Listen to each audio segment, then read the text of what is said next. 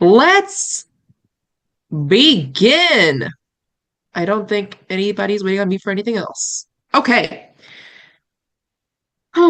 Welcome to 2025 business strategy session that Matt and I have poured at least 20 hours each into this thing.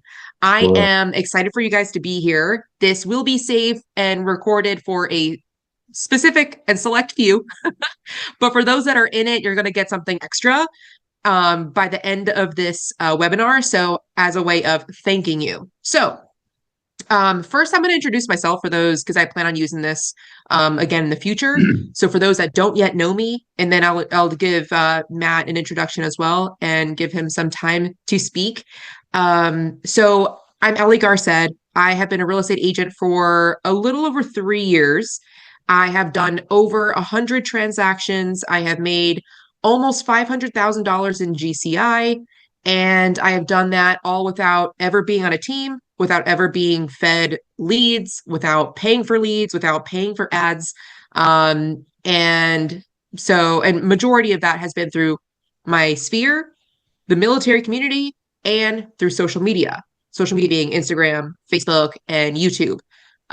So as I was, as I left the military to become a full-time real estate agent, I realized that what I liked even more than helping buyers and sellers was helping other people in my shoes become a more successful real estate agent and help them increase their business.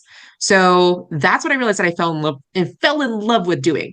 Um, so now I'm just trying to pour as much as I can into everyone else, especially those that join me at EXP. So this is obviously free for everyone to watch. I hope that the strategies that we're going to be talking about here help you in your business. And if you want to scale, I help people that are kind of stuck around that 75,000 GCI mark, 100,000 GCI mark, and I help them get to $200,000. So if that's you, where you're already in the business, you know that you are committed to being a full-time real estate agent and you want to increase your business, let me know. I am more than happy to help and see how we can get started, whether or not we even end up working together. So I am licensed in Arizona and Minnesota. And I want to go over a few stats before I bring Matt in. So as far as 2025, people, they are predicting a 12.5% increase in transactions, along with an increase of $9 million in commission checks for 2025. And that's for resale, not for new construction. That's just resale. So if you didn't have the best year in 2024, this plan will help you increase your business for 2025 and for here on out. And this is not meant to be a one-stop, once a year planning. This is meant to continue updating every quarter or every month if you wanted to. And I'll talk about in this webinar, I'll talk about how I continuously update my plan and track everything that I track. So another stat is 6% of the people in your phone contacts right now are planning on putting their home on the market. That's people that are already in your iPhone contacts or Android contacts. So it's not a matter of getting more clients means that it's going to cost you money. It can either cost you money or cost you time. So I would suggest, especially for agents that are just kind of starting out, start with it costing you time instead of money. So because if you're to do the math, say you have, actually, I'm curious for Inga and Alicia and anyone else that may be here right now, how many people do you have in your iPhone contacts? Drop it in the comments because I'm pretty curious. And over as we go toward the end of this business planning seminar, when we talk about lead gen sources, when Matt talks about lead gen sources, any lead gen source that you do not love is not one that you can sustain. So don't add something to your plate that you do not think you can do for the next 3 years minimum. Because that is one way for you to burn yourself out in this business and for you to wash out. So Alicia has 1450 contacts in her phone right now. What is 6% of that? I don't want to get on the calculator right now, but 6% of that times, how much of a average commission check do you get, which again, we're going to cover in this. Um, and or if they're not in your own city, if you're not getting like the full, buyer or seller GCI, how much would that be for a referral? My average referral check is about $3,000. So $3,000 times 87, that Alicia just said, times 87 people, that is a lot of money already, like sitting in your contacts. So this is not meant to overwhelm you.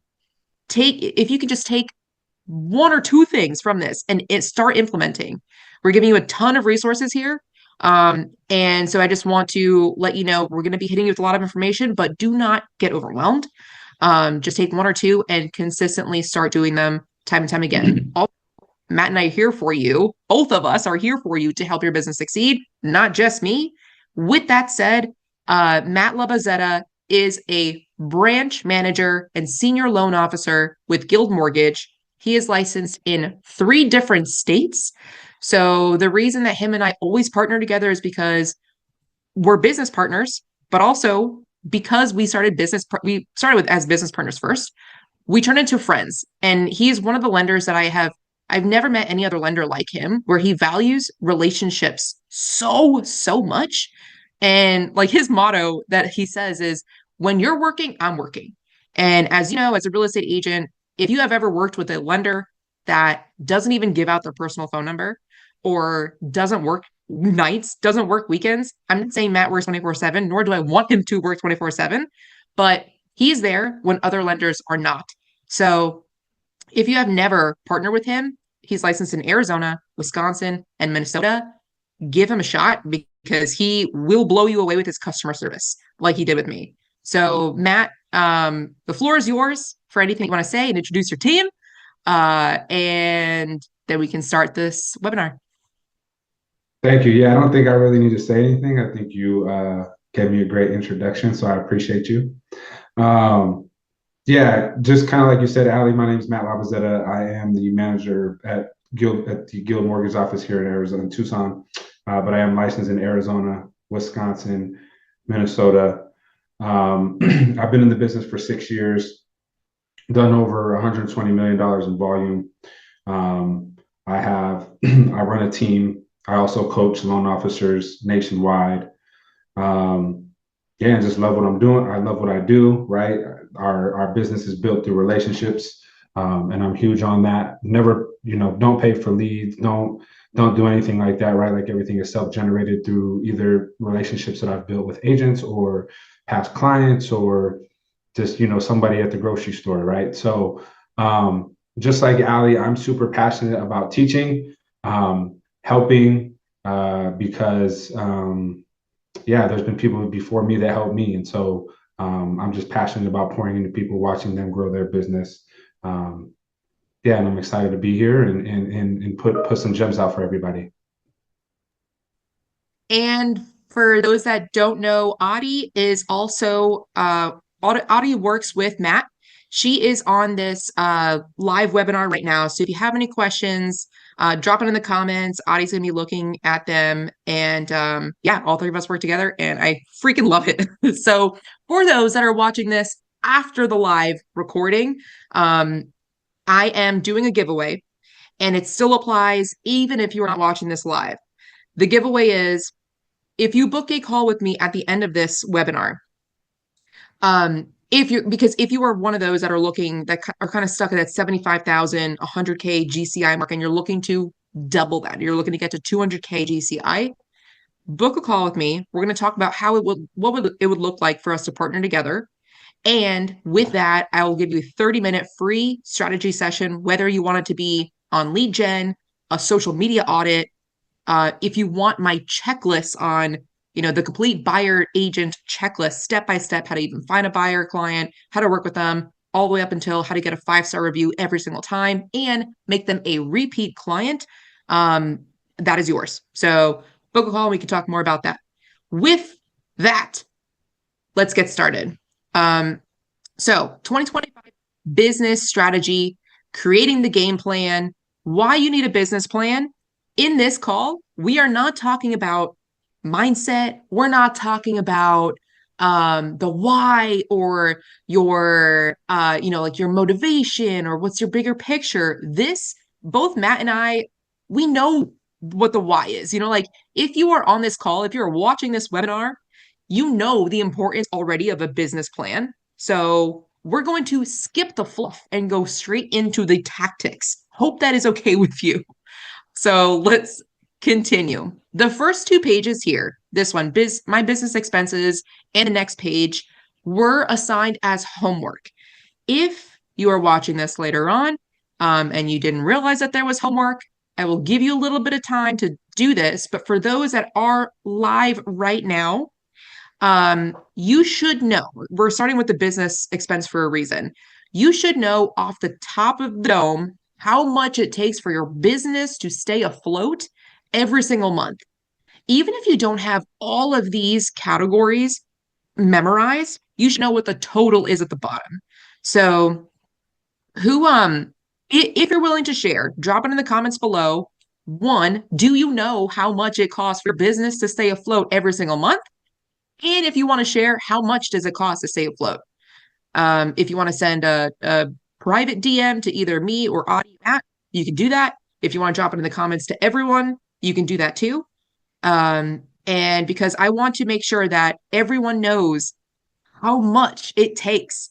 And I meet with agents almost every day that are looking to switch brokerages. And a lot of them, especially if they're brand new, they didn't even think about how much it would cost them just to be a licensed agent. You have the MLS, you got the Supra, you got your website, you got in some brokerages, printer fees and office fees and whatever fees. It adds up. And that doesn't even include the cost of signs, advertisements, social media. Do you want assistant? Like it adds up. So we added this line at the bottom for other. And everyone, by the way, you should have a copy. I should have started with this. You should have a copy of this already in your email. I emailed this to everyone a couple of hours ago, maybe 4 hours ago. It is editable. Is that the word? Editable. So you can edit this. Go down the line and make sure that you know exactly how much total monthly it costs for your business to run, how much annually that is, and the percentage of your total budget. I'm going to move on to the next slide here, which is do the same thing with your personal expenses. Again, this should have been done already as homework. And we have someone in the comments. I'm at $750 per month. And that's on the low side since 2024 was the first year in the business. And that doesn't count all the trainings that I took in 2024. $750 a month is, I think, awesome. That is so, so good. One of the biggest mistakes I think that I see agents make as they get more and more seasoned in the business is they start adding these extra expenses that actually weren't needed. They start making money and they're like, oh man, I have money to spend. I can increase now on the operating expenses of my, budget, which I'm going to get into the 4 categories later in the Profit First system. But they start adding these extra expenses that they really didn't need. So don't let lifestyle creep apply to your business. Don't start adding extra monthly costs to your business if you don't need to. And then let's see, Robert has $600 a month, but he's sure that's going to go up and he's new. So essentials for the personal side, this should all be filled out as well. If not, just kind of do, you can either pull up, on another window, your Chase credit card, your Amex credit card, whatever it is, find the year to date expenses, divide that by 11 since we just started December. That'll give you a rough estimate of how much you are spending on the personal side just for you to survive. And then again, scrolling up for your business. So that's like quick and dirty how to do that. One of the most important things I think when it comes to taxes, which we're going to be touching up on it later on, is bookkeeping. And I personally refused to get a bookkeeper because they were like so expensive, or at least the ones that I was interviewing. But having a bookkeeper is so, so important. So if you know that this stuff is not for you, that you're never going to be one to, continuously on a monthly basis or quarterly basis, you're not going to be the one that's tracking all of this, hire someone else to do that. And that's going to be a main theme of this entire presentation. So if everyone is done with this, I'm going to continue moving on. Drop it in the comments if you have any questions. Business goal setting. Technically page 4 of this business plan. This also was assigned as homework, but I'm going to spend a little bit more time on this to let you guys catch up. So as I'm babbling, fill this out in case you haven't yet. This is one of the most important slides of this entire presentation because this is the foundation. In 2024, we have on the left-hand side here, I want you to break down how many of your listings so far in 2024 came from past clients, how many came from referrals, how many came from your sphere, how many came from other agents, how many came from geographic farming, geofarm, how many came from open houses, how many came from online leads, and then I left you extra spaces here for you to fill in others. Say you pay for Zillow, or say you pay for whatever, any other lead source, YouTube, Instagram, whatever it is. How many of those resulted in listings, in actual closed transactions? I would not even count pending, because if it hasn't closed, something can happen. So I would just count closed transactions. Do the same thing for buyers. Just the act of dividing up listings versus buyers will help you realize how heavy you are on either side. And as we scroll down toward the bottom of this page, you'll be able to see how much you're making. How much is your total GCI from listings in 2024? How much is your total GCI from buyers? Is there a significant difference? Do you like working with one more than the other? This is a way for you to realize, oh, I really like working with buyers, but I made majority of the money with listings. Or maybe vice versa. I really like working with listings, but I actually made the majority of my money working with buyers. Maybe you have that process down more than listings. This is a way, everybody's numbers are going to be different. That's okay. But this is a way to break down how much on average do you make with each listing, with each buyer. This year, how much was the average home value? Maybe you realize that the buyers that you're working with are at a higher price point than your listings. And if you wanted to work listings instead, maybe all you need to do is just switch where you're sending mailers to, switch where you're doing the open houses, so that way you get a higher price point.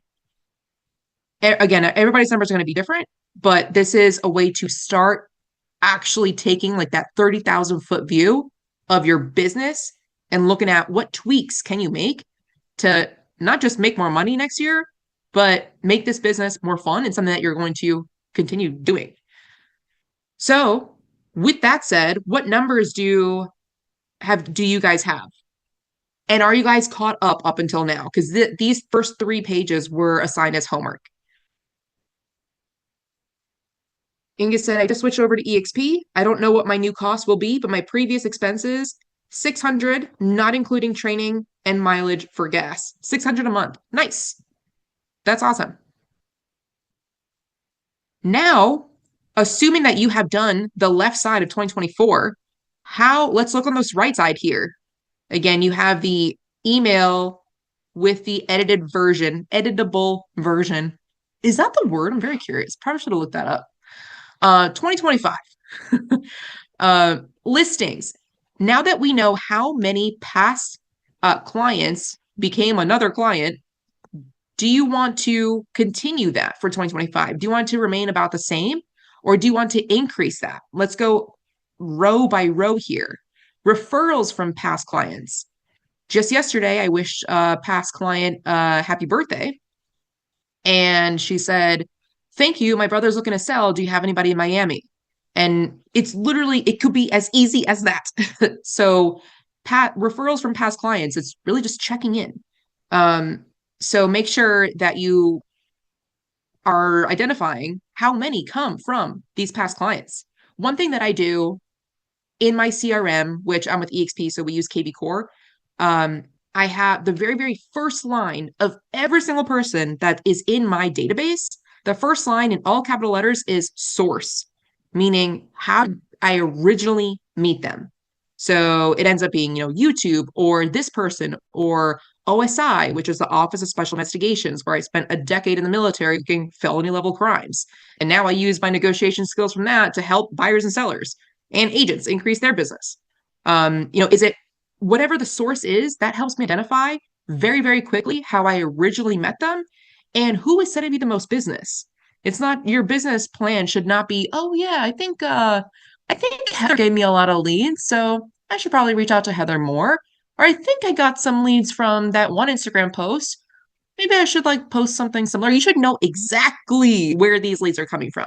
So that's what I do in my KB core. Source and what exact post I posted, if it came from that, if I'm able to even know that. Sometimes you don't. I meet with buyers and sellers from YouTube, and I always ask them, what was that one video that you remember clicking on first? And they're like, I don't know, I binge watched all the videos. So I'm like, okay, well, great. That's the conglomerate is YouTube. I know that YouTube is working because once they watch one video, they're going to watch more. I think I'm getting a little ahead of myself here. But okay, listings. How many do you want for to come out of your sphere? How many came from 2024? Do you want to increase that? Was that a lot of effort on your end? Was that easy? Was that like a light activity for you to do or a heavy activity? So increase or decrease or have it remain the same for 2025. Agent referrals, do the thing. GeoFarm, open houses, online leads, finish filling out the listing side compared to the 2024 actuals, and do the same thing for buyer side. Do you want to increase that? Do you want to decrease that? And we're going to come back to this page at the very, very end, because the very last page of this is called notes. And so I want to talk to you about something called the RICE method, where we're going to go further into this. Any questions on this before I go on to the next slide? Or Matt, do you think I missed anything? Okay, cool. Okay, moving on then. Identifying your clients. So again, this is part of overall establishing what was 2024 like. Who did I service? What type of client were they, buyer seller? Where did they come from originally? And this again helps you get more of that 30,000 foot view of looking at the business, because you should be doing this quarterly. Well, I don't want to say should. The word should, it should be canceled. But like this, it would behoove you to do this quarterly to make sure that you're kind of knowing what is your pipeline like now? What has it been like in the last quarter? Where is this going for the next quarter? What tweaks should you make? That way you're not spinning your wheels doing something that you think is working, but really if you had taken a step back and taken a breather, which I know is hard to do in real estate, but if you had taken a breather, you may have realized I have been putting, money or effort into this one thing and it wasn't paying off. Or maybe you just need to talk to the right person and, because every lead gen strategy can work. It's just a matter of how smart are you working it. So, so identify your clients. Percent of past clients, how many, percentage wise came from advertising, how percentage wise, how many came from friends and family. What this ends up doing is this will tell you this is black and white. The highest number on here should be one that you should double down on for 2025, comma, if you liked it, if it didn't drain you.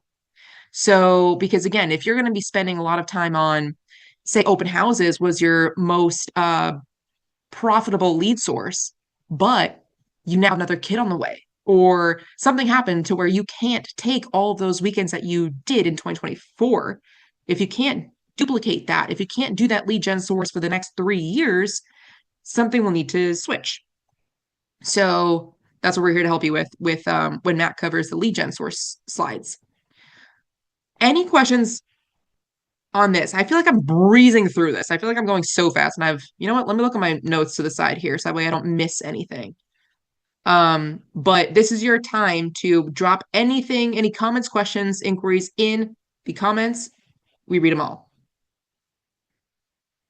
while I catch up on my notes here.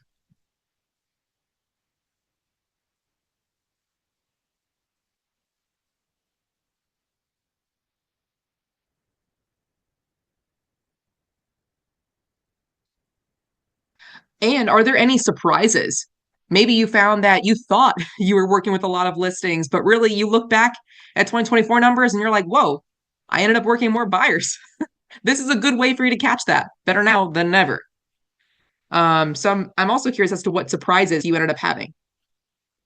Overall, these 3 pages, I save these, put this in your calendar to do every single quarter and take a look at, how many more buyers came from this lead source, how many more listings came from that lead source.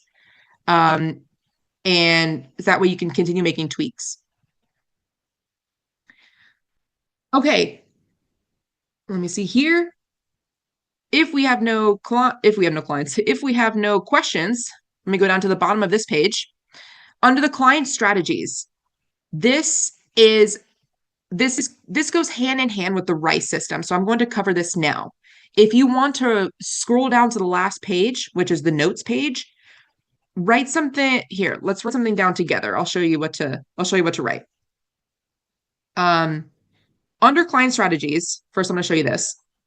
Past clients, whatever source it was, whether it was past clients, advertising, Zillow, open houses, Instagram, YouTube, whatever lead gen source you had, let's put some numbers on it. On a scale of 1 to 5, how well do you market to this source? This and be honest with yourself, because if you are not honest with yourself here, it's only going to hurt you. So be as honest as you can with yourself. How well do you market to the source?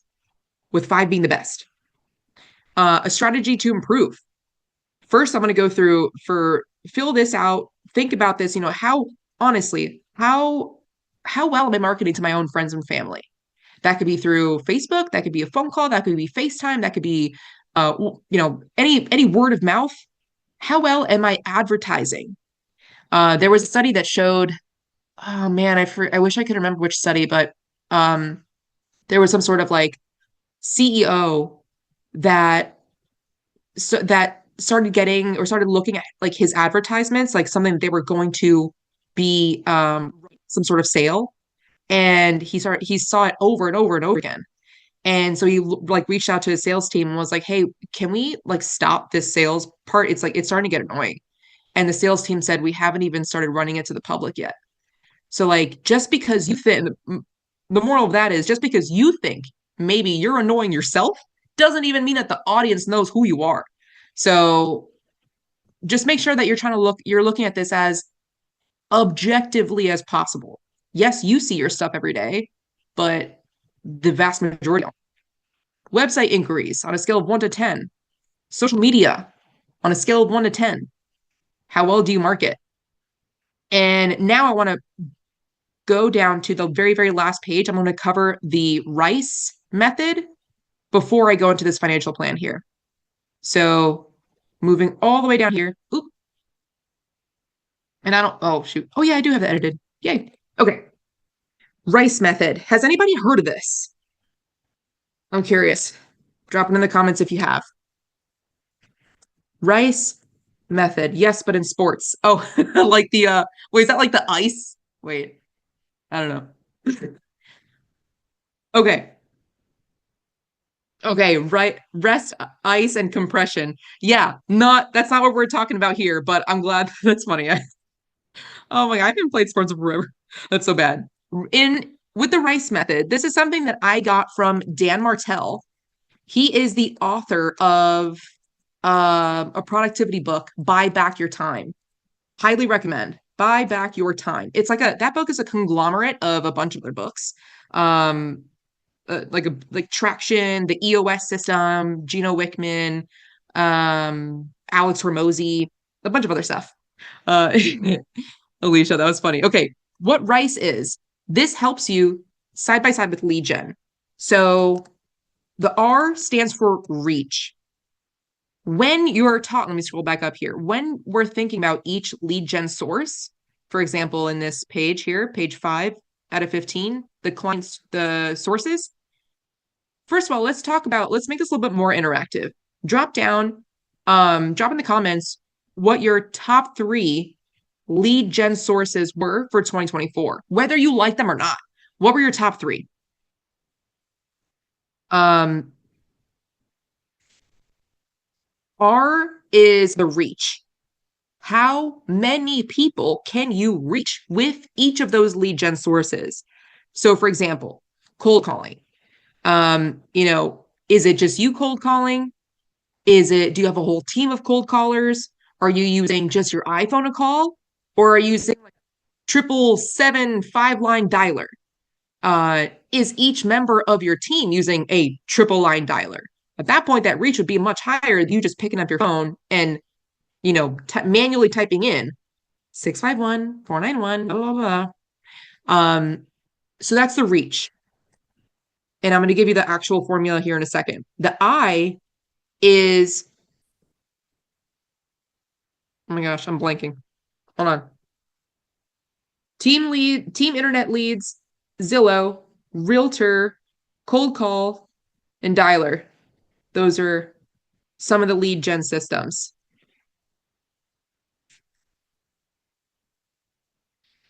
The I in the Rice method is impact.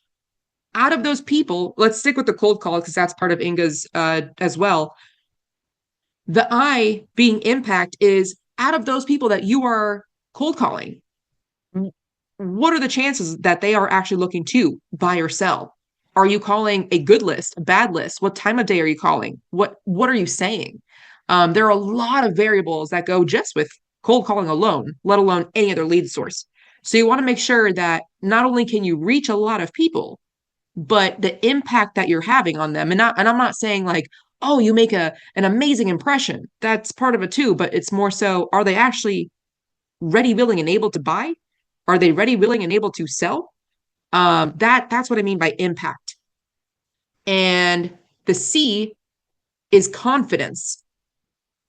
And I don't mean your confidence. I mean, what is the confidence level that you have that that lead gen strategy works? For example, if there's some new AI that maybe has never been tested, maybe that might be lower. But compared to SOI, where that's the highest, you have the highest confidence level that SOI will be able to convert at a higher level.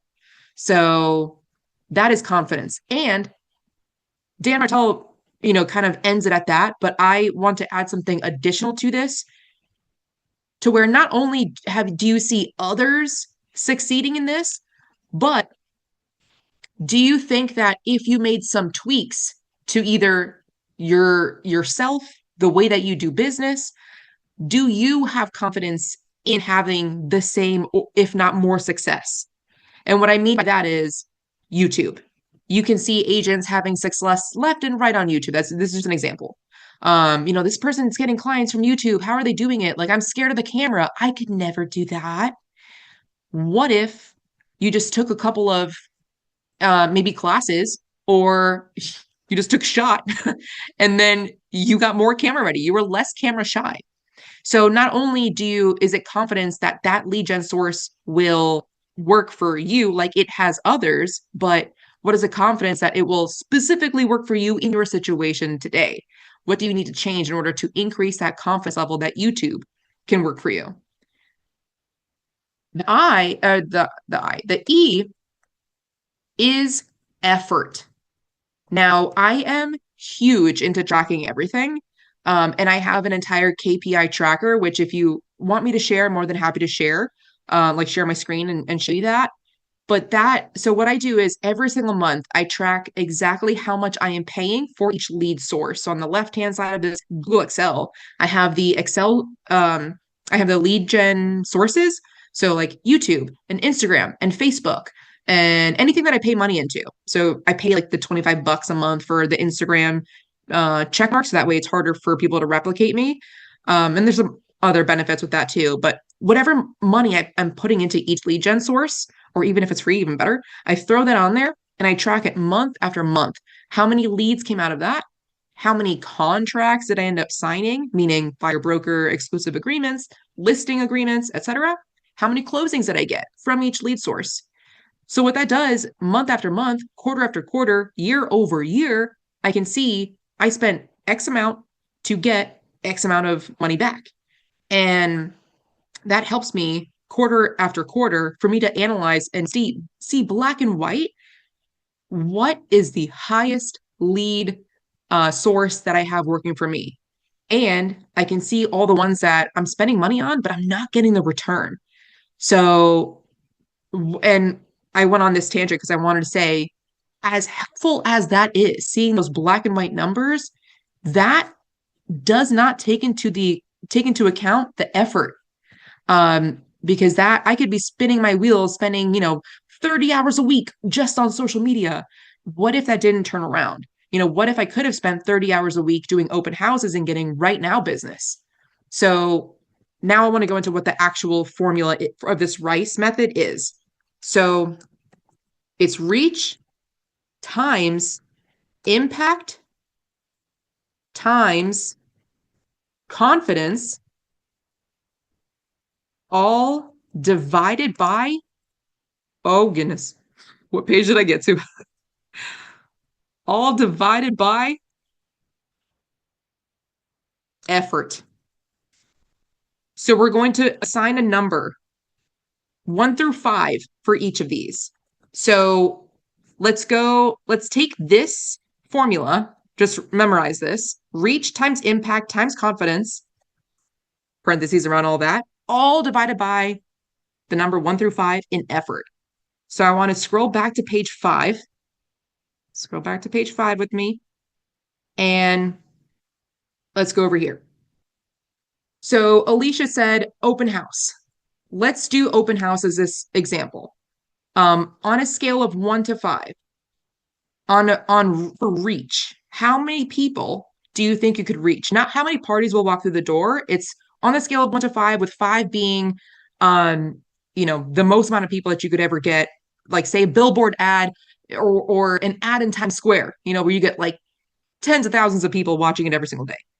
How much could an open house get on a scale of 1 to 5? If 5 is the billboard ad in Times Square, where would open house fall? And Alicia, I'm asking. 2. I would agree with that.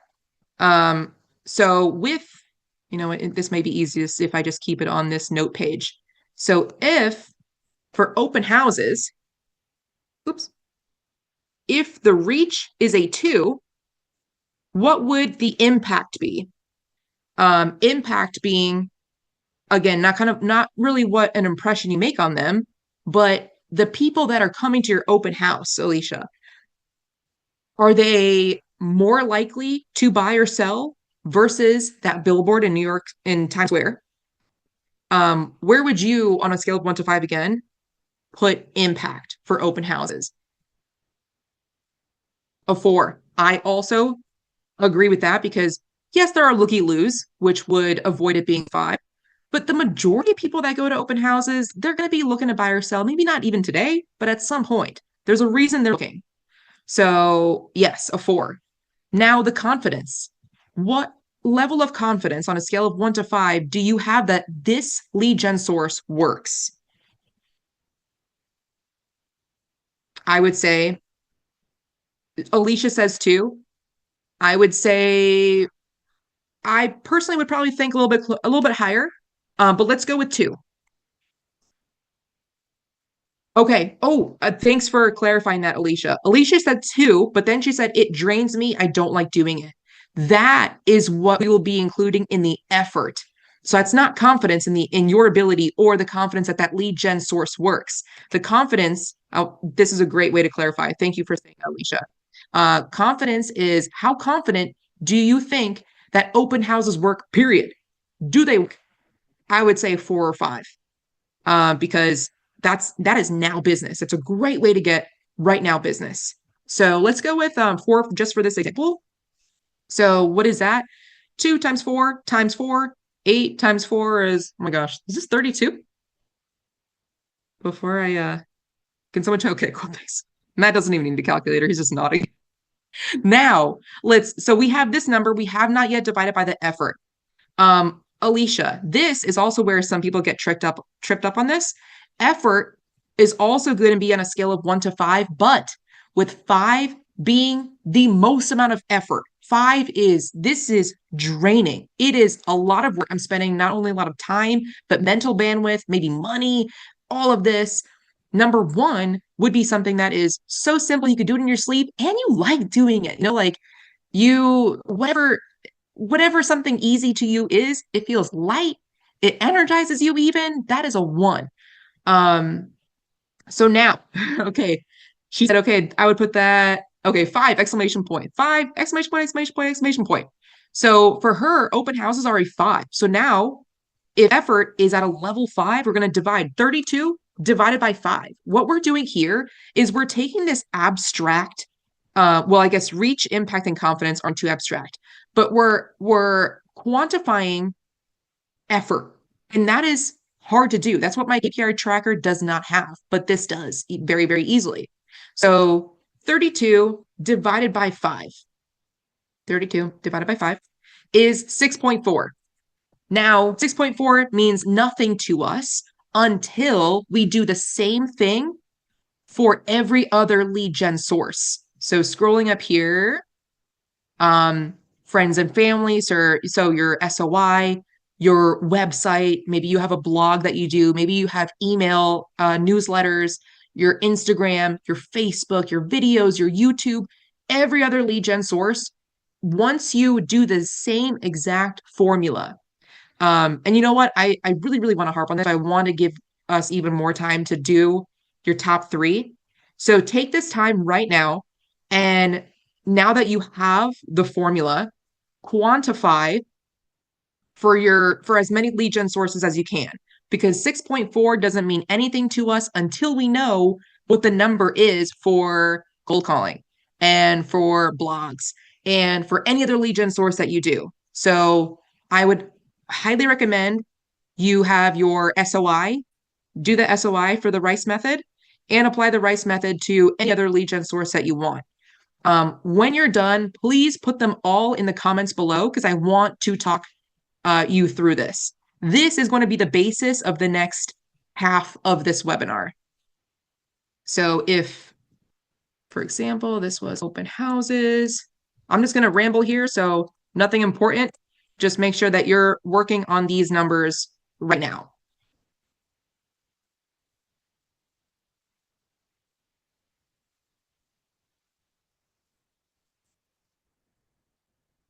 And remember that effort, the higher the effort, five is a lot of work. It's a lot of effort. It's draining for you. One is light. Confidence is not about how confident do I feel in cold calling. It's how confident do I feel? How confident am I in that cold calling works? And guess what? Cold calling works. Open houses work.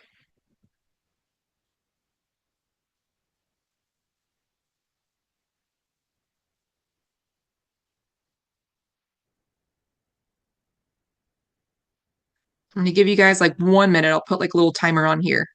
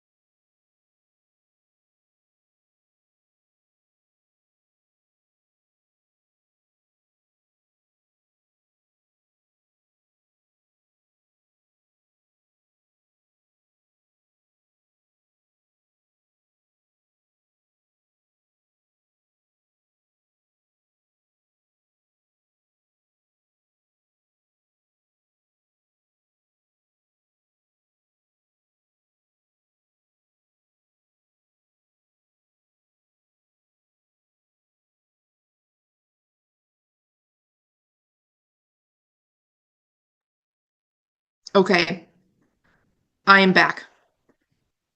Where are we at with quantifying? Awesome. Robert, YouTube, he put as 5 for reach. I agree with that. 4 for impact. Yep. 5 for confidence divided by the number 2 for effort equals 50. And comparing that to cold calling, which he put a 2 for reach, because likely I'm guessing with a 2, it would be him instead of having a whole team of, VA dialers for him, times 2 for impact, times 1 for confidence, um, divided by 5. Robert, I'm curious, what led you to 1 for confidence? So anyway, you can compare there. YouTube gave him a 50 compared to his cold calling, which gave him a 0.8, not even a 1. So what you want to do here is you want to make sure that you're not being subjective. You want to make sure, again, because you're only going to be hurting yourself. You want to make sure that you are being as objective as possible. And here he said he doesn't feel confident cold calling. Your own personal confidence is part of the overall confidence of the C, but don't forget that the C of this confidence also is, does this lead gen strategy work? So this is where I added to Dan Martell's RICE method, where he just said confidence, does this lead gen strategy work? This is where you also want to make sure that you're not uh, putting yourself, like cornering yourself into where just because you think that you're not confident right now, can that change later? Because it could be a lead gen source that could work, but also it's a lot of effort for you, which for him it's a level 5 at 5. It may not be worth it. So, and so, by the way, Robert, I'm not saying this to say your numbers are wrong. Absolutely not. Everyone's numbers are their own numbers. Everyone's going to have different numbers for this. So, thank you so much for sharing. With that, whatever lead gen source you're thinking, always ask yourself, if I were to improve my skills, would that make it easier for me? If I were to hire somebody to help out, would that make it easier for me, aka lowering that number for the effort? Could that take it from a level 5 effort to a level 3, even to a level 4? And what if I got in a group that would help me with scripts? What if I just got a speaking coach? Could that help me go from a level 1 in my confidence to a level 2 or to a level 3? So that's just an exercise and something to think about as you're going through each lead source. It's not a matter of just open houses work, open houses don't. No, it's where are you doing your open houses? What time of day? How are you marketing them? What are the price points? Do they have the heat on? Does the toilet work? And all of that. Okay, Alicia said YouTube videos. She has a 5 for reach. Yep. A 4 for impact. Yep. 4 for times 4 for confidence divided by 1 for effort. Nice. Which is 8, which gives her 80 versus her SOI, which she ended up getting 15. Because she had that as a level 3 for effort. So see, like everyone's numbers are so different. For Alicia, it takes her less effort. It's less mental bandwidth. It's less of a burden for her to make a YouTube video compared to reaching out to her SOI. So, and then Alicia said, I hope I did the math right. Haven't checked the math. I'm just assuming that the math that you've given me is right too. 5 times 3 times 3 divided by 3. So, but this is a good way for you to have a final number. You don't have to memorize these numbers. You just have to know which are the top 3. The highest number is a number that you should focus on. And if you have any questions about this and you want any one-on-one extra help, again, I am available. Schedule a call with me after this. Anyone that is in my downline has unlimited calls with me anyway. So you have the secret link to book a call with me. Okay. Now, that is that page. I want to move on to financial planning. So we were on page 5. Now we're on page 6. This is where I'm covering the profit first, a little bit of profit first. How many have heard of the book Profit First or the system, the Profit First system, which goes hand in hand anyway? It's by Mike Michalowicz. It's a good book. Oh my gosh. If you have not read it, please do. I'm going to give you the too long didn't read version of it, but everyone takes something out of this book that's different. So I highly recommend that you read this. Financial plan.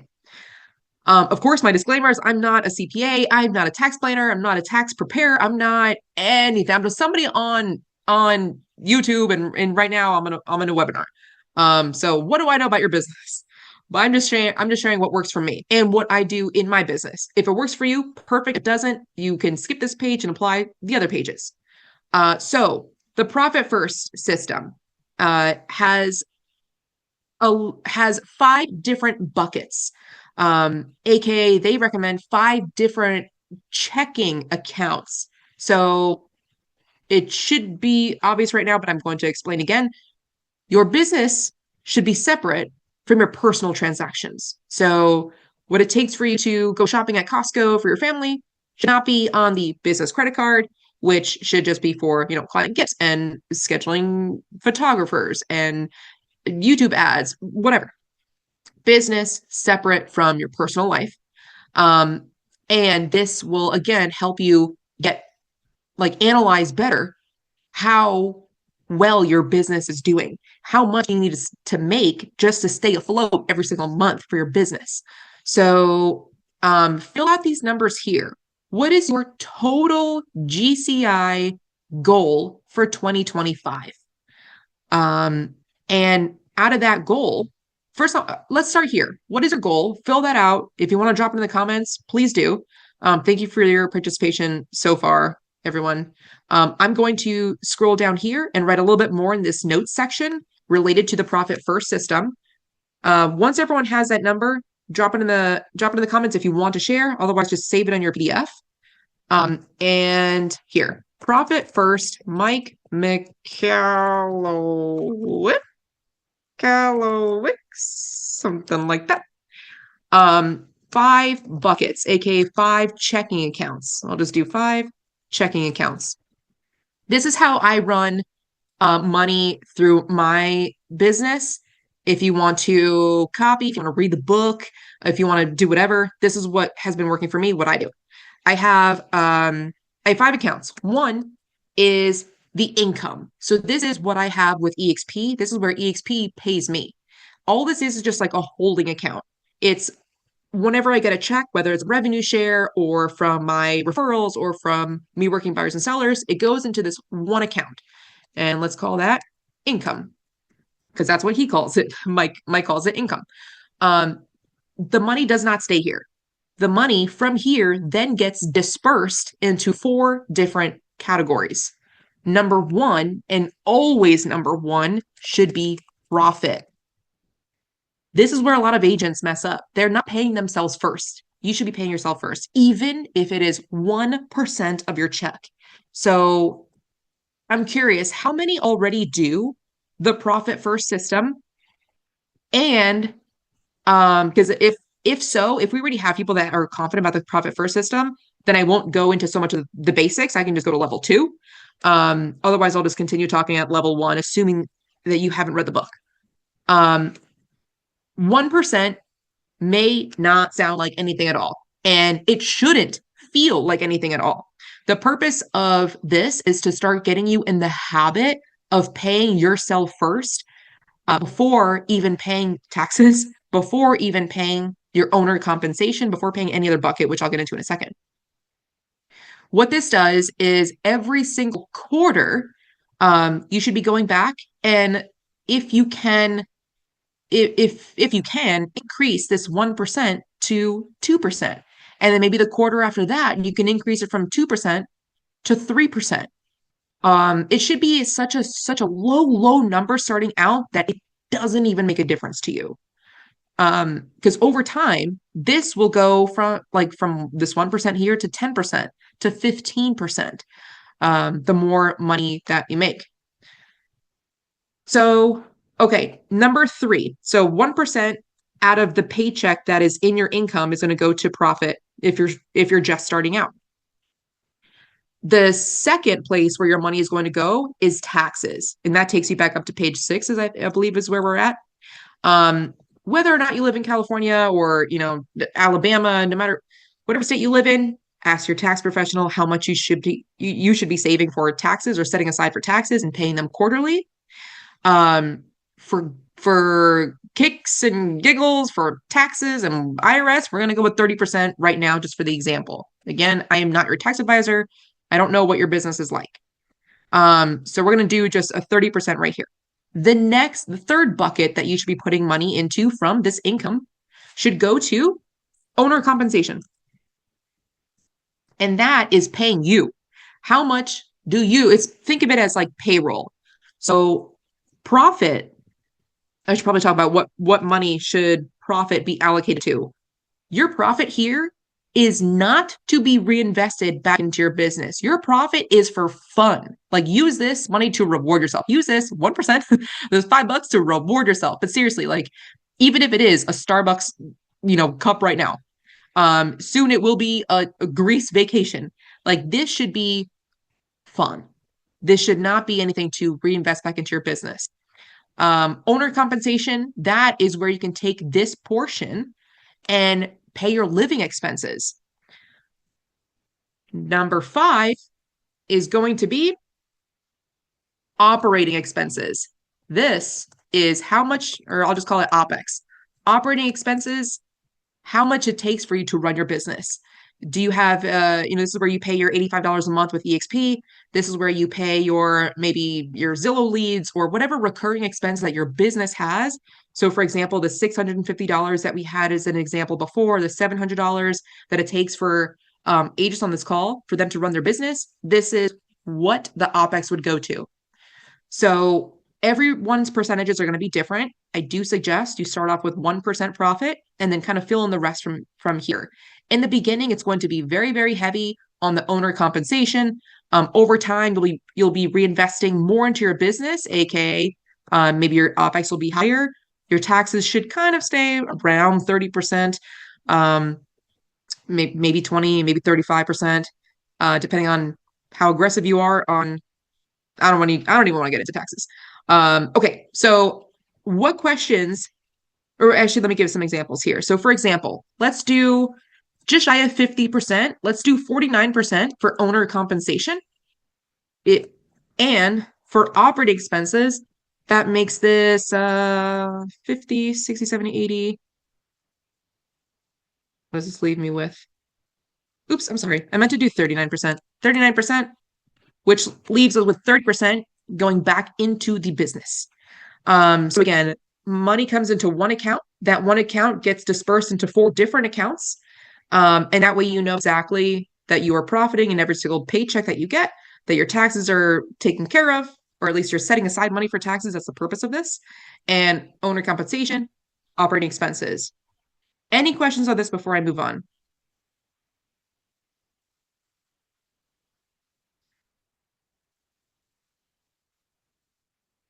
I think I saw Matt's lips moving. What happened? I was just laughing at the comment. She said math is hard. Math is hard. Oh, I just got that. I wonder if my internet's slow. Math is hard.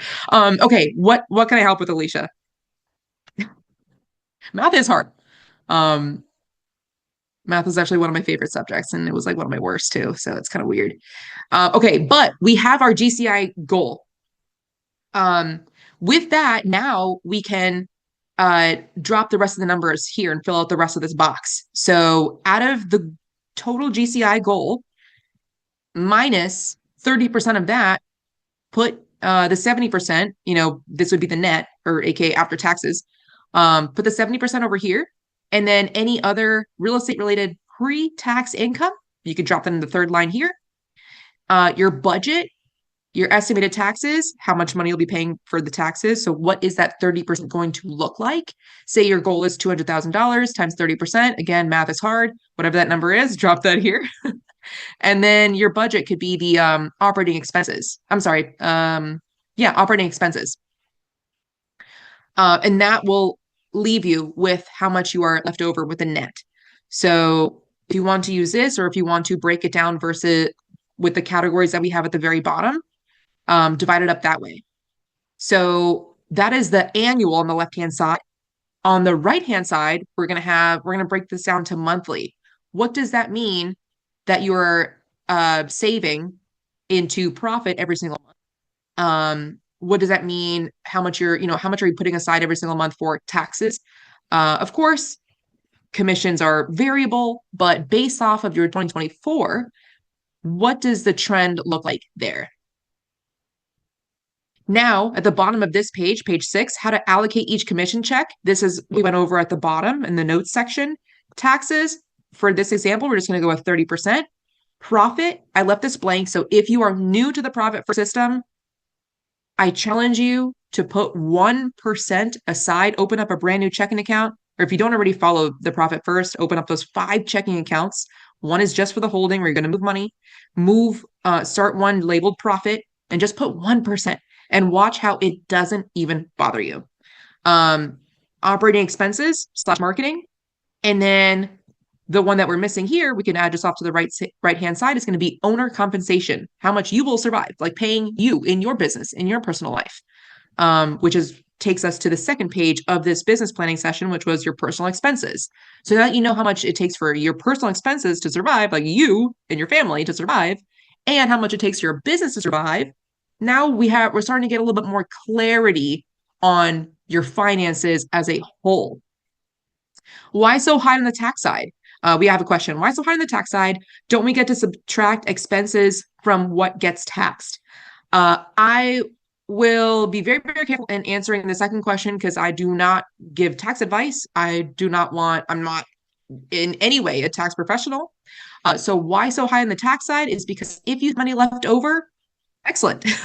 The purpose of it being 30% is if you did not allocate properly, or if you did not maybe save all of your receipts come tax time, if you don't deduct maybe everything that you could have, 30% I think is a pretty good catch-all for those in California versus those in Alabama, depending on state taxes, because I'm not sure where everyone's, I know for the most part where everyone's coming from this call, but taxes differ.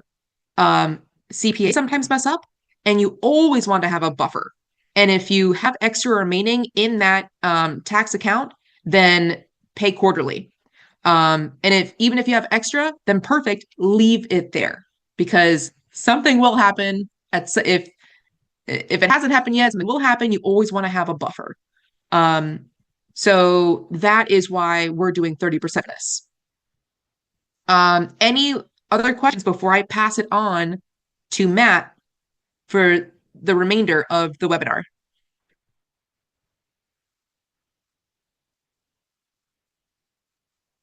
So far I've given a couple of book recommendations actually. Buy Back Your Time, The Profit First System, Traction, the EOS.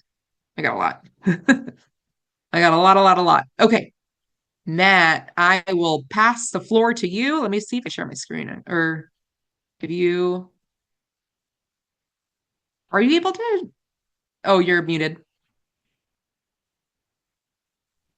Hit that. Do you want to share your screen? Yeah, I can share mine. Perfect. We'll do. All right. Floor is yours. Let me get to the top. Okay.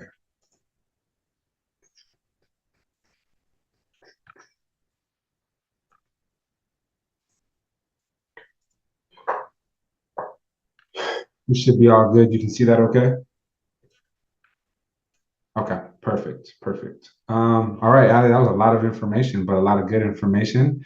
So what we're going to go over next, what I like to call the meat and potatoes, essentially, of the business plan, because you have to do these things in order to generate income, right?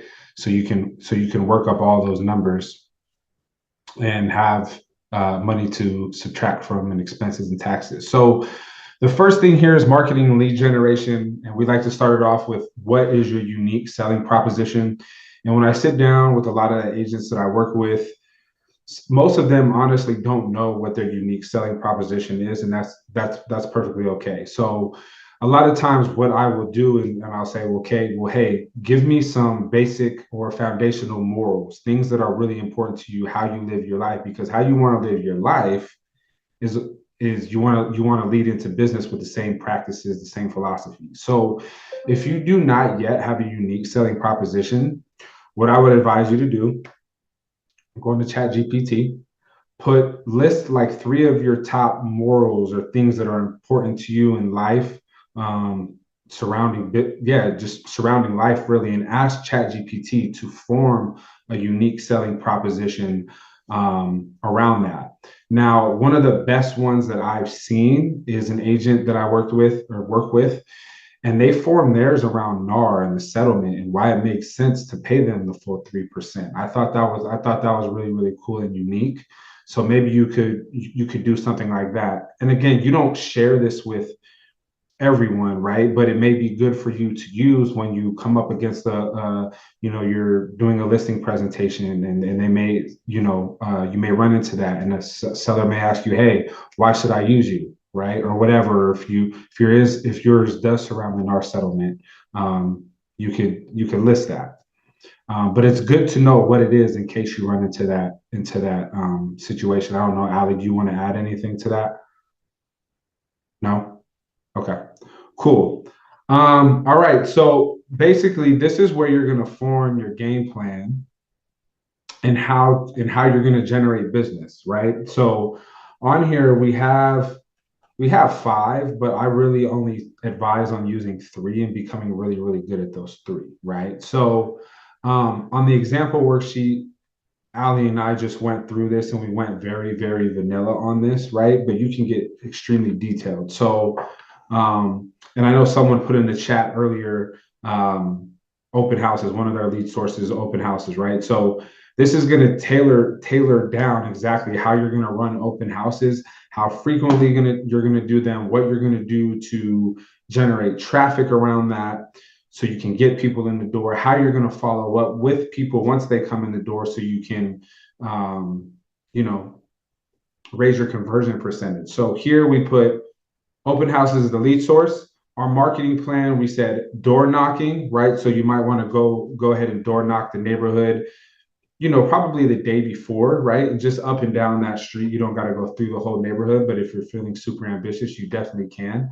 But I think door knocking is good for a couple of reasons. One, you go door knock, you get a chance to meet the neighbors.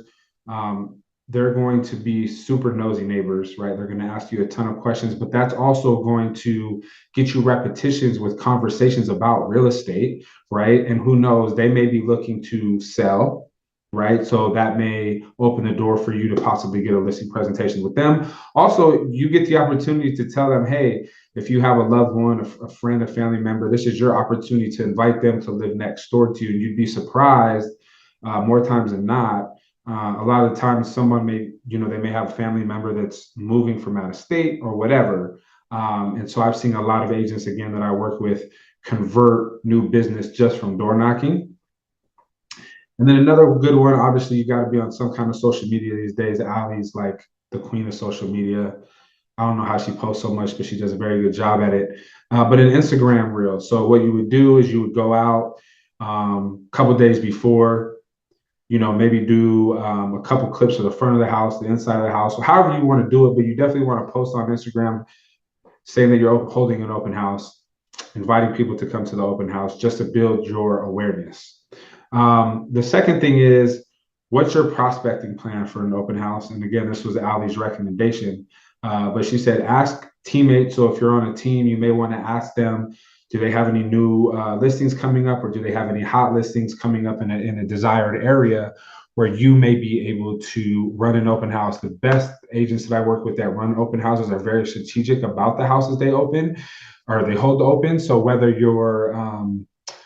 it's in a desired area, whether it's off of a main street, so you're going to be able to generate a lot of traffic. Those are things you're going to want to think about, again, to increase your conversion percentage. And then look on MLS, right? So if there's someone in a brokerage that you work with and you say, hey, that looks like a good open house to hold open, reach out to that agent. I'm sure they'd be more than happy to let you hold their listing open.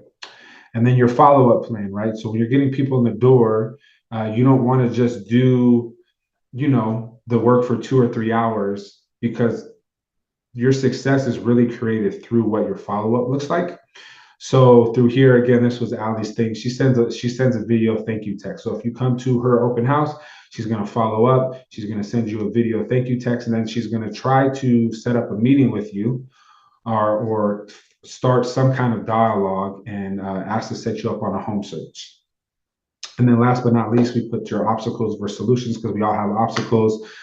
It was just, hey, I have kids, I can't work weekends. So your solution would be to plan ahead and get get a babysitter or ask a friend or family member, something along those lines. And then over to the right, I like this too, because it's your action plan and it's going to hold you accountable to what are you going to do daily to generate business with this? What are you going to do weekly? What are you going to do monthly? And what are you going to do quarterly? So, and then obviously you see, right, it's get your open house on the calendar, hold 2 open houses a week, 8 a month, and then 24 quarterly. Allie, is there anything you want to add to that, or does anyone have any questions surrounding that? No? Nothing that I can think of to add. Okay, cool.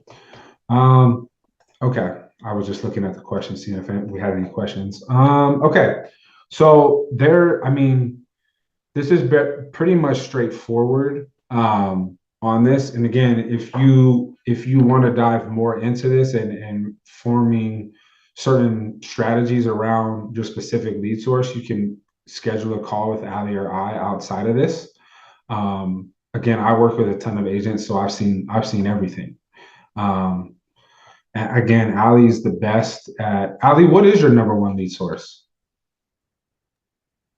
Sphere. Sphere of influence is number one, and it's the easiest too. As far as when it comes to the rice method, it's the highest number on my rice. And number two is split actually between YouTube and Facebook. So despite me having all my time on Instagram, which I just like doing, it's actually YouTube and Facebook. Wonderful. Yeah, Ali, I tell you this all the time, but Ali truly is the best at generating leads, like organic leads. Like, it's weird. Like, I always know when Ali's working hard because I start getting a ton of calls.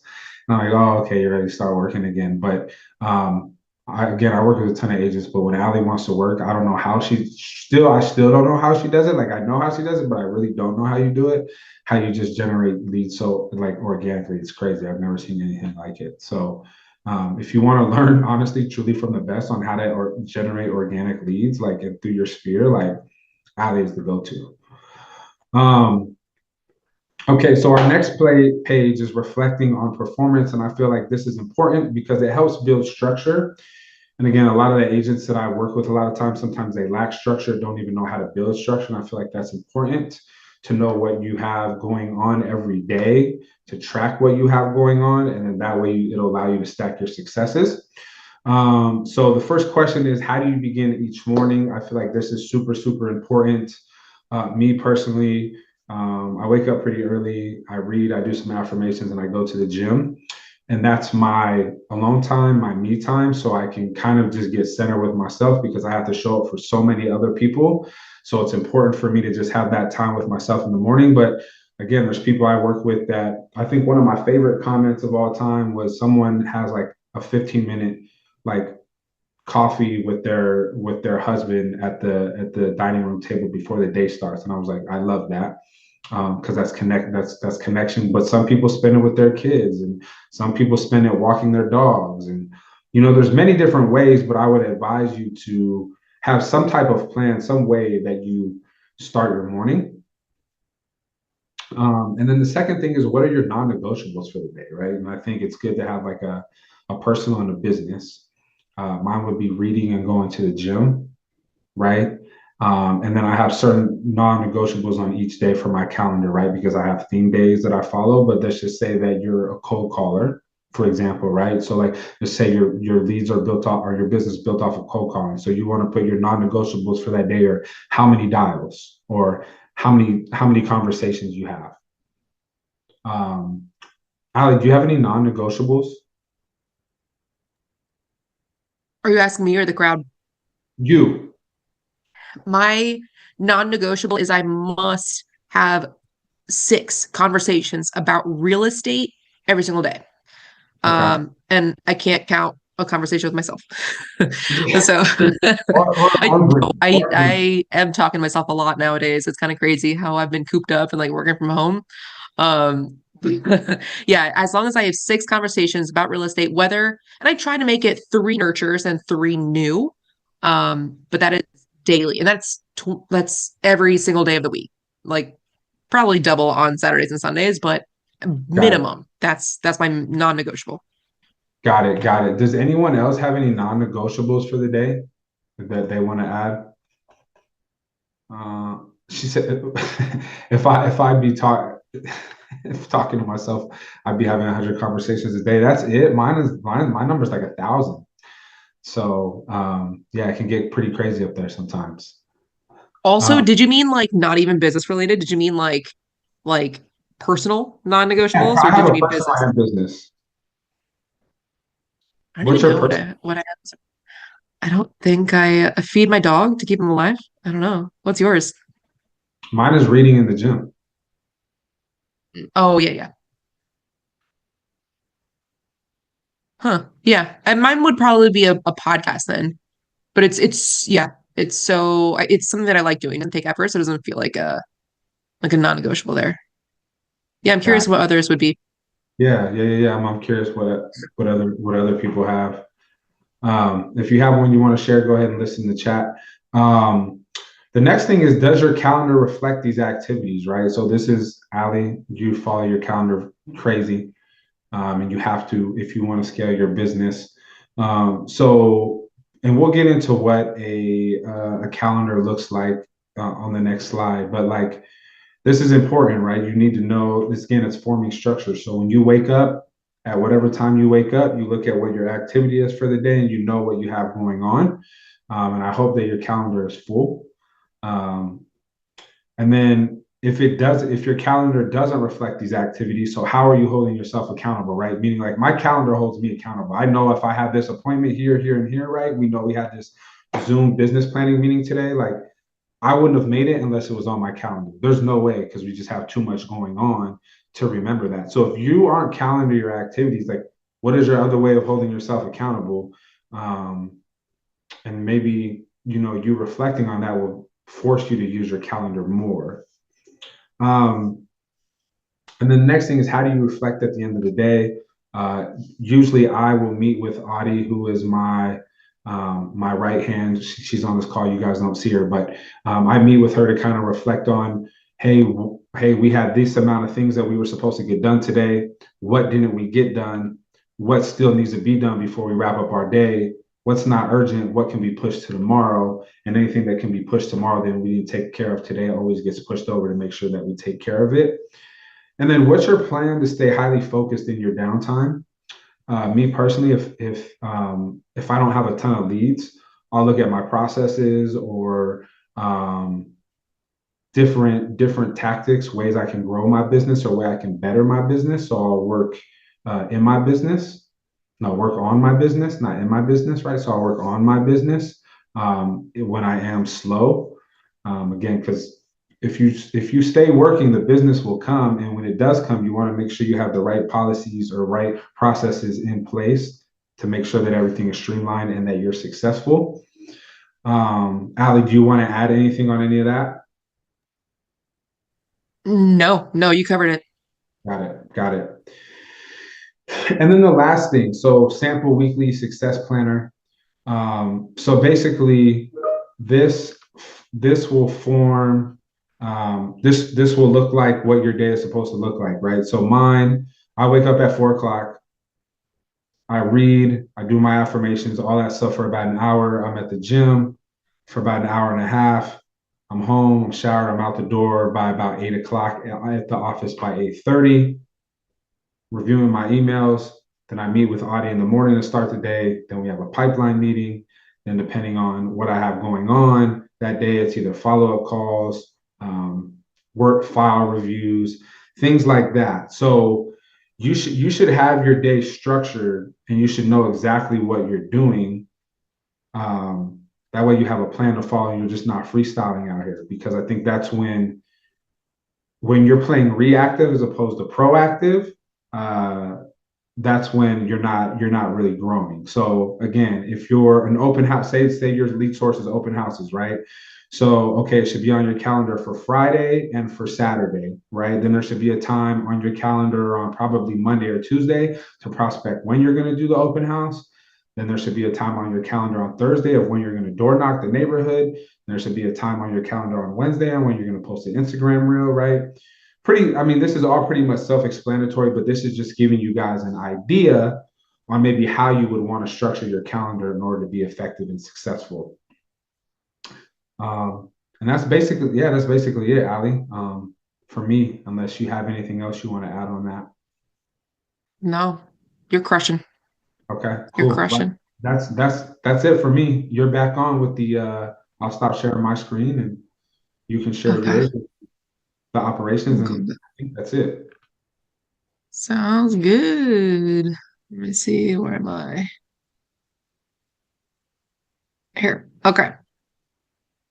Okay. I didn't know you were getting up at 4, dude. Good for you. You said What time do you what? go to sleep? Oh, what time to go to sleep? Around 9 or 10. Yeah. Nice. Wow. I need like significantly more time. I'm like a newborn, man. I need like a good 9 hours. Otherwise, I do not function. Oh man. Okay. So after that, so now we're on page 13, business planning. For operations initiatives, this ties very, very well with my third biggest nugget piece that I want to talk about, which is again taken from Dan Martell, which is called the DRIP quadrant, DRIP. And I'll write this in the notes below after this. But overall, the more productive you are, the more money you make. And a lot of agents fall in the trap of thinking that they are thinking that because they're doing something, that they will make money. Not every action is a money-making activity. So you want to focus on what is the most important next step that will make you money. It's not creating your email signature. It is not deleting or unsubscribing from bogus emails. It's not answering every single call because of the amount of spam calls that we get because we're real estate agents. It's not that. So the faster that you can eliminate those bogus activities and focus just on what Matt said, your unique proposition, like what makes you stand out and makes you different from others, that is what you should be doing the majority of your time. You should be fighting your I don't want to say fighting, but you should be planning your schedule and your calendar around times where you are most optimal or most optimized to be able to use that. So for example, if you're the most like creative in the morning or you have the most energy in the morning and your lead gen source that you want to focus on that you like that is light for you and works, say that's YouTube or say that's social media, you don't want to be making videos at night if you're most energized in the morning. So you want to make sure that your calendar is personalized to you with your energy state. And I'm going a little bit too in the weeds right now, but that's how you want to think about your calendar when we're looking at, this page over here, page 12. You want to make sure that if you know that you're a night owl, then maybe save your creative work and like energized work for the nighttime. If you're a nooner, then do it around noon. But you're an entrepreneur, like you own your own business. You can do what you want within, the legal realm. So operate in a way that enhances and helps your business versus detracts. So with that said, think about the items that you are working on right now that are not money making activities. And I want to see comments here. What is it that you are working on that should not be something done by you? And we all go through this. This is like no answer is wrong here. There are things that we work on as business owners, especially small businesses, and especially when we first start out, where we're doing everything. We are HR, we are compliance, we are the finance person, we are sales, we're advertising, we're customer support. we're everything. And it's only as you start recognizing what things are not the highest and best use of your time that that's what opens your eyes to start delegating. So I don't see any comments yet, so I'm gonna start. I'm gonna go down here to this page here, the drip quadrant.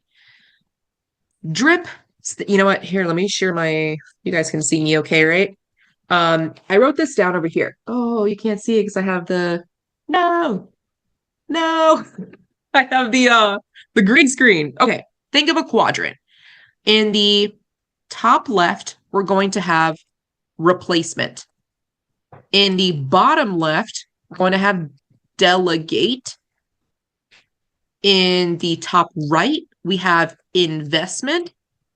And the bottom right, we have production. So as you think about any single task that you do in your business, whether you're like, as soon as you wake up, you open your eyeballs and you're like, okay, I'm checking email. I am responding to email. I am looking for my check. I am see if this client was pre-approved. I'm calling the lender. I am calling the buyer's agent. Every single task, I'm going to drive. I'm opening up a door. Every task that you're doing in general in your day, it falls in one of these four quadrants. So again, put like a line. I hope that you guys can envision this enough. It's a square. Bottom left corner, delegate. Top left corner, replace. Top right, investment. Bottom right, production. So let's start with the delegate. The delegate tasks are the items that you should not be doing. And again, this is what prevents agents from being able to get from that $100,000 a year to $200,000. And I hear this time and time again where typically the first hire that you want to make is a transaction coordinator. That's typically one of the first. Without that, then you're the admin. And if you were an admin, why are you an entrepreneur, in my opinion? So hire a transaction coordinator, number one, because otherwise you're the one drafting the paperwork. You're the one putting it into a fillable form, whether you use SkySlope or I don't even know the others because I don't use them. You're the one setting out the paperwork. You're the one receiving the paperwork, making sure that they sign everywhere that they were supposed to. You're the one uploading the paperwork into your digital SkySlope, or if you're at a brick and mortar, you're the one handing it to the broker owner. That is all stuff that is not the highest use of your time. You are a negotiator. You are a relationship person. That is what salespeople are. So that's what you should be focused on, especially with what Matt said before, which is whatever your unique proposition is, that's what you need to be tripling down on. Okay, Felicia texted. She said, agree. Admin stuff like setting up CRM, website maintenance, oh, so good. Editing videos, social media content, part of marketing acquisitions. Exactly, Felicia. So that's all stuff that you can delegate to someone else. Website maintenance, there is somebody for that.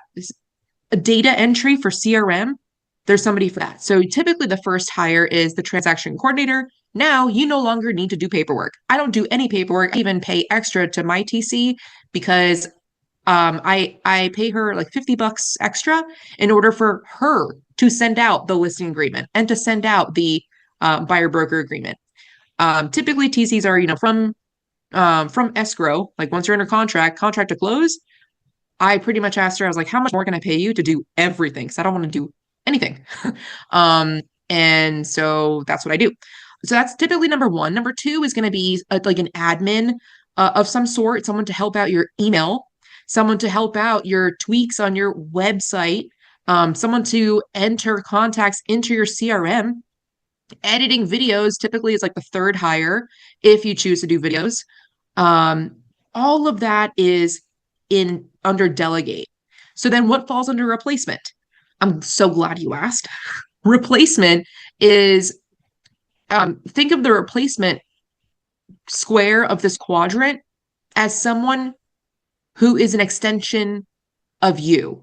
And instead of you asking someone to sort out my email or um, handle this case file, instead of having a very, very like finite like instruction of you start to end, the replacement is more of like I don't it's more of like a brain, it's more of like somebody that is a vendor specializing in that.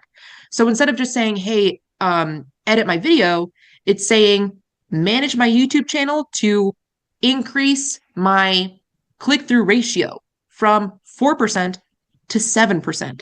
It's giving them the outcome that you want and having them take care of it. So replacement is like a higher up level compared to simply delegating.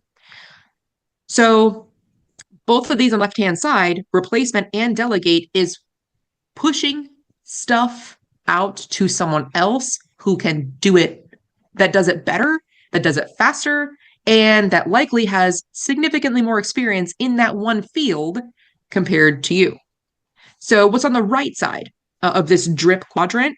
Investment in the top right corner is stuff where it's doing stuff for fun. It's doing stuff that lights you up, but doesn't make you money. So, for example, if you really, really like mountain biking and you spend like 2 hours a day mountain biking just because that lights you up, that like fills your bucket, then it's not a money making activity unless you happen to meet somebody and, that you get a deal. Great.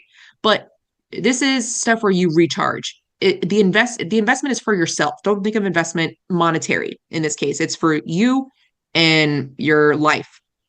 If you like golfing, that could be an investment. If you like just watching Netflix, that could be the quote unquote investment in this scenario. Production is going to be the money making activities. So, for example, what is stuff that you do in your day that is the actual money making activity? Likely that's getting on the buyer call, for the first time call to meet with the buyer, or it's attending a listing presentation to get the listing. Those are money making activities.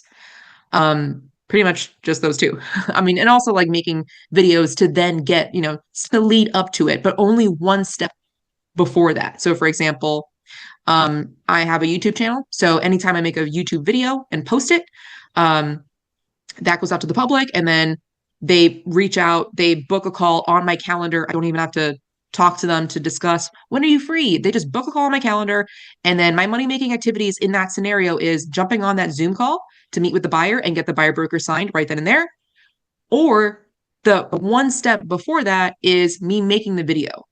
It's not editing the video. That is not a money making activity, and that is delegated out to somebody else. So there are a lot of, as as an entrepreneur, every step has so many sub steps. So it's not just a matter of, let me start a YouTube channel. It's what titles would I make? Who's going to do the thumbnails? Who's going to upload it to YouTube? Who's going to manage the contents?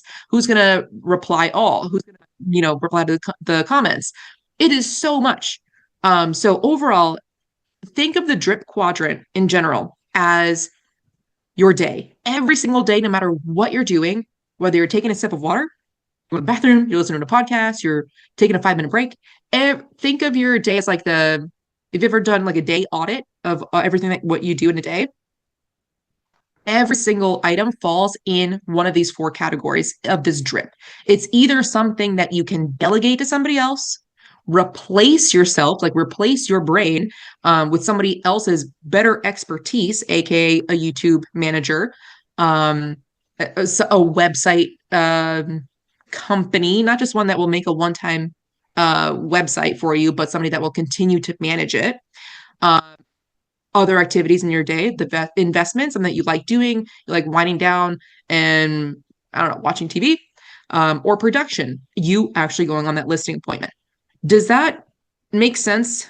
So as you start thinking about your day, think, where is this falling into right now? Because the more and more that you're spending in this bottom left quadrant of delegate, the more time you're wasting. And the longer you spend in this, the longer it will take you to make more money.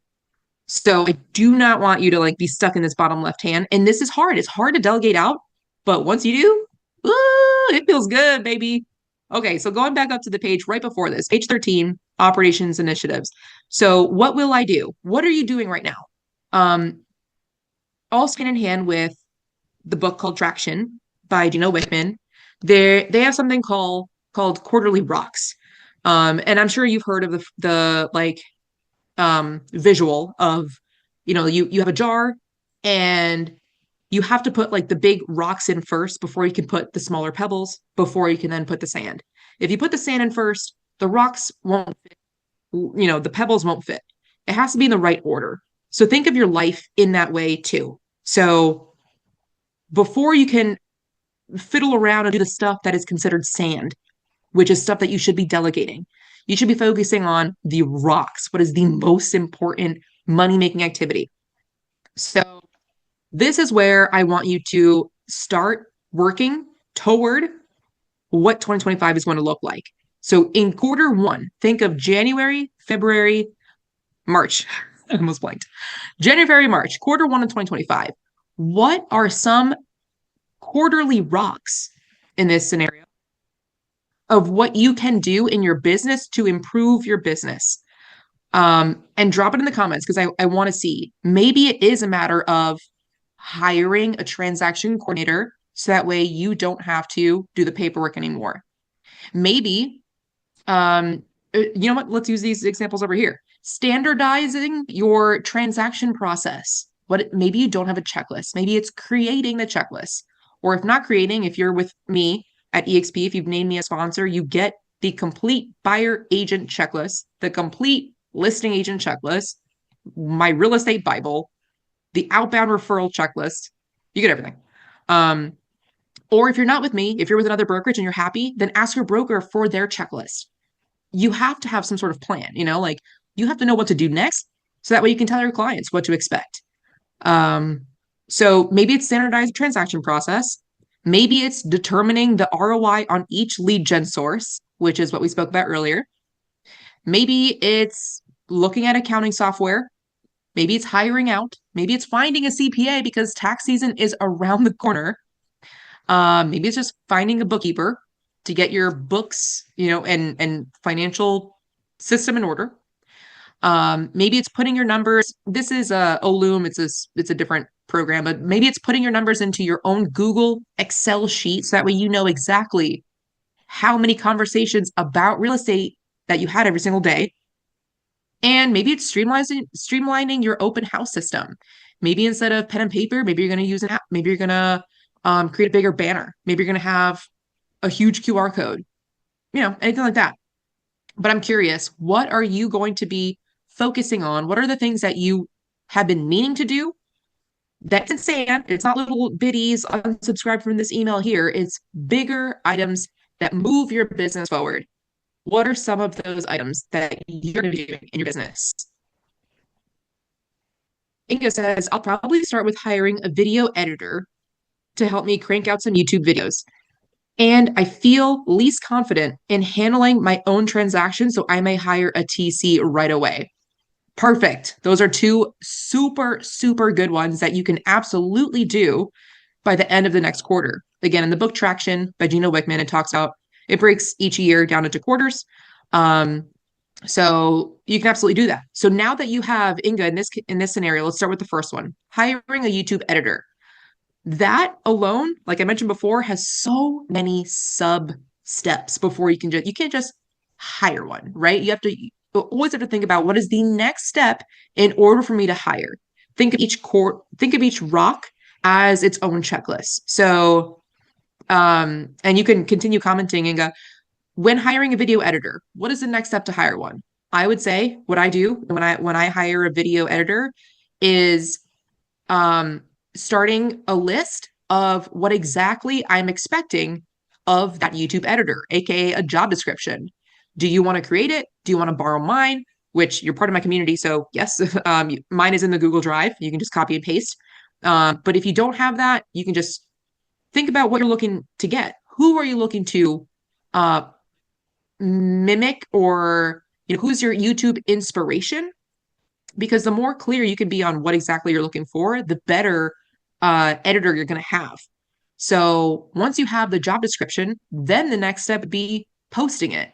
But where do you post it? You could post it, you could share with friends and family, you can share it on your Facebook and Instagram. You can go to video or websites such as Fiverr, onlinejobs.ph, Upwork, and post each of the job descriptions there. And what I do in my specifically for video editors, I actually give a link to a Google Drive of mine where I only give them access to view. I don't give them access to edit, but I ask them to send a sample. Hey, can you take this raw footage and give me a sample of just the first 2 minutes? And at that point, they get to show their work instead of you just looking at their portfolio and hoping that they actually did that work, hoping that the level of work it will remain the same for you. Um, Instead of having them taking the chance and paying for an entire video, just have them edit a minute or two of a raw footage that you have and see what you like. Is their English good? Et cetera, et cetera. So that's just one. So overall, the point of that is take whatever rock you're working on and break it down into a step-by-step process. Like, no shit, tomorrow I will sign up for onlinejobs.ph. The next day, I will sign up for Fiverr.com. I'll create an account with Fiverr.com. Then I will upload the description. Then I will put it on my calendar to check in on Friday after I posted the job description to see if anybody applied. Then I will reach out, like step by step. That way, when you wake up in the morning, you don't have to waste your mental bandwidth on what do I need to do. You have already told yourself. So, yeah, that's number one. Number two, hiring a transaction coordinator right away. I know you're part of EXP, so you just go on workplace.com, go in your state group.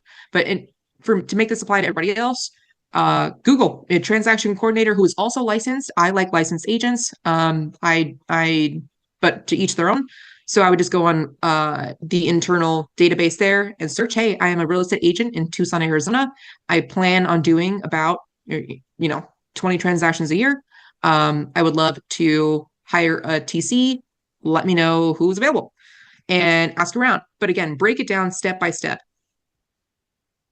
I'm going to borrow yours, but I love that. Definitely makes things more manageable. Excellent.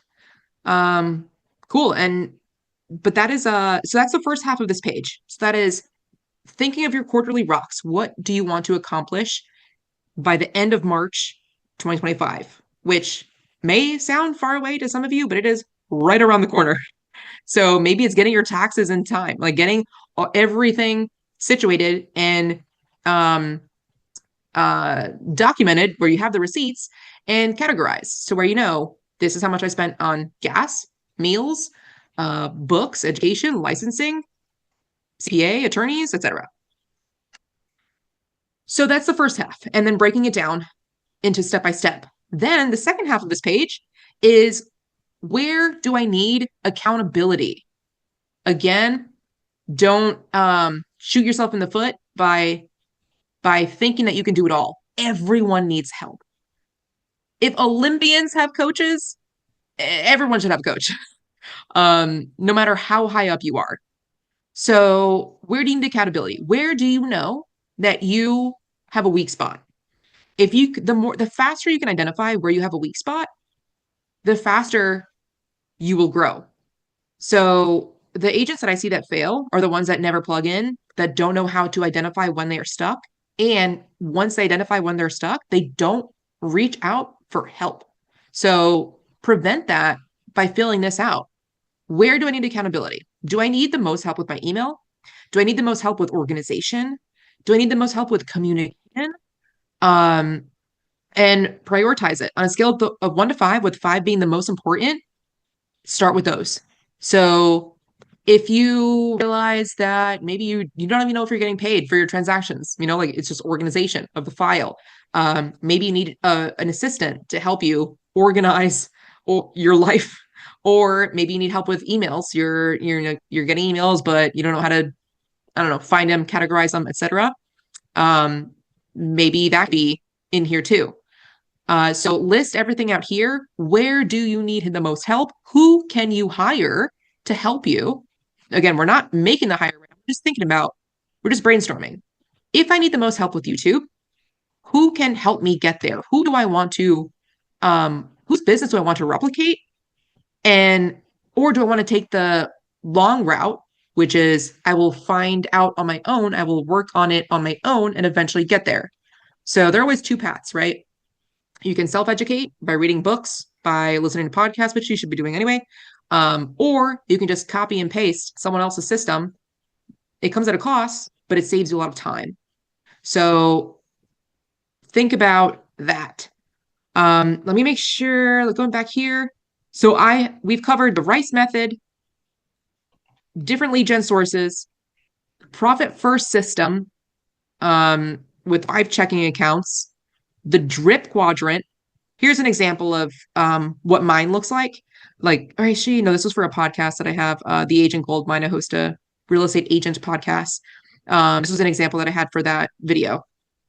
But overall, in this webinar, we covered a lot. For those that have made it to the end of this webinar, I want to offer you one of two things. I can either, if you book a call with me, I'll give the link, actually, AllieGarced.com, www.AllieGarced, AllieGarced.com. If you book a call with me, I will either give you my complete buyer agent checklist, step-by-step, to things like 10, 15 pages. Everything of what I know about how to work with a buyer agent. And that's majority of the clients that I have are buyers. Or I can have a social media audit for you in your business. Either way, both of those will come with a 30-minute strategy session.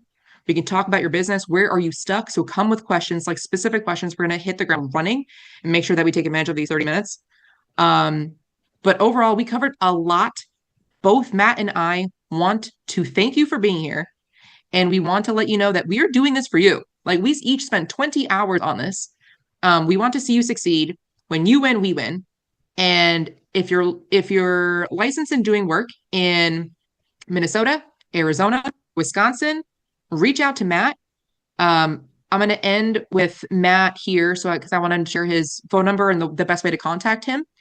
But share this with a friend if you want. Like, if you feel so compelled, if you had a good time here, I would love, love, love a Google review. If not, no worries. A follow on Instagram was just fine.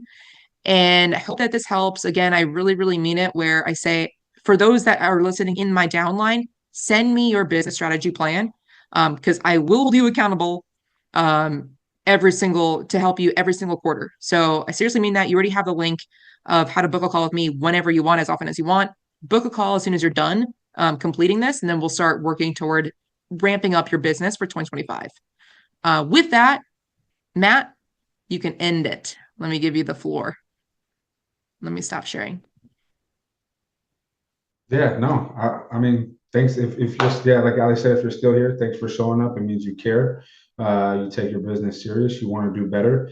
And I think there's a ton of value in that. You gotta care. That's the first step. So, yeah, Ali, it was fun putting this together with you. I love how much we love working together, and it's cool to see people care too. So that's it. And like Ali said, if you need help on the mortgage side in Arizona, Wisconsin, or Minnesota, I'm more than happy to help.